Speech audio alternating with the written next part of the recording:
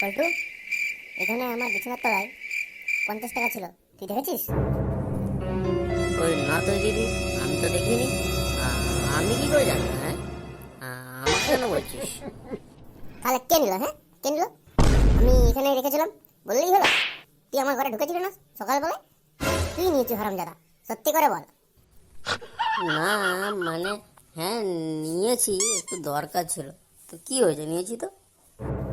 শালা নিয়ে তুই আবার আমাকে বলছিস কি হয়েছে? চোর শালা, ঢ্যামনা শালা, তোকে আজ মেরেই দেবো বোকা চোদা। রে, তুই আমাকে চোর বললে? ঠিক আছে, আমি চলে যাব। তো 50 টাকার জন্য তুই আমার চোর বললে? আজ আমি চলে যাব, চলে যাব আমি ঘর ছেড়ে। শালা বোকা চোদা, চুরি করে আবার জ্ঞান চোদাচ্ছ। বাইরে গিয়ে কি গাঁড় মারাবে? চুপচাপ ঘরে থাক। 50 টাকা নিয়েছিস, আমার 50 টাকা ফেরত দিবি। গাঁড় মারাবে তুই যেখানে খুশি গিয়ে তারপর।